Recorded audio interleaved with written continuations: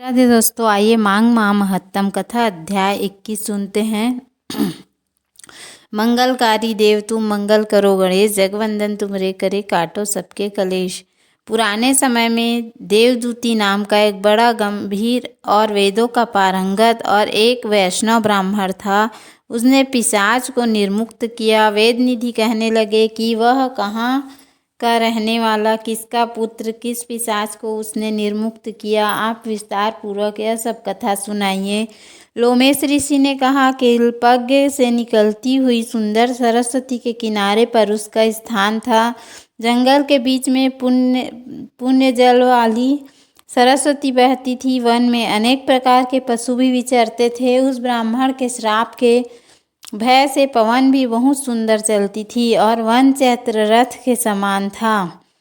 उस जगह धर्मात्मा देवदूती रहता था। उसके पिता का नाम सुमित्र था और वह लक्ष्मी के वरदान से उत्पन्न हुआ था। वह सदैव आत्मा को स्थिर रखता, गर्मी में अपने नेत्र सूर्य की तरफ रखता, वर्षा में खुली जगह पर तपस्या करता, हेमंत ऋतु में सारस्वत सरोवर में बैठता, त्रिकाल संध्या करता।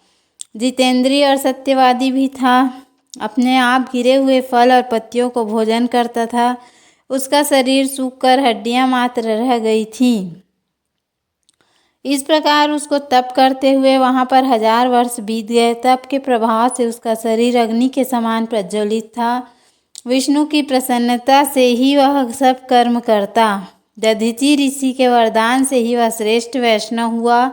एक समय उस ब्राह्मण ने वैशाख महीने की एकादशी को हरि पूजा की और उसकी सुंदर स्तुति तथा विनती करी। उनकी विनती सुनकर भगवान उसी समय गरुड़ पर चढ़कर उसके पास आए। चतुर्भुज विशाल नेत्र, मेघ जैसा स्वरूप, भगवान को स्पष्ट देखकर प्रसन्नता के मारे उसकी आंखों में आंसू भर आए और कृतकृत्य होकर उसने भगवान को प्रणाम किया। उसने अपने शरीर को भी याद न रखा और भगवान के ध्यान में लीन हो गया। तब भगवान ने कहा कि हे देवदूती, मैं जानता हूँ कि तुम मेरे परम भक्त हो। मैं तुमसे अति प्रसन्न हूँ, तुम वर मांगो। इस प्रकार भगवान के वचन सुनकर प्रेम के मारे लड़खड़ाती हुई वाणी में कहने लगा कि हे देवादिदेव, अपनी माया से शरीर धारण करने वाले आपका दर्शन देवताओं को भी दुर्लभ है। अब आपका दर्शन हो गया, मुझको और क्या चाहिए। मैं सदैव आपकी भक्ति में लगा रहूं। भगवान उसके वचन सुनकर कहने लगे कि ऐसा ही होगा। तुम्हारे तप में कोई बाधा नहीं पड़ेगी। जो तुम्हारे कहे गए स्रोत को पढ़ेगा उसकी मुझ में अचल भक्ति होगी। उसके धर्म कार्य सांगोपांग होंगे और उनकी ज्ञान में परम निष्ठा होगी। बोलो श्री हरि विष्णु भगवान की जय।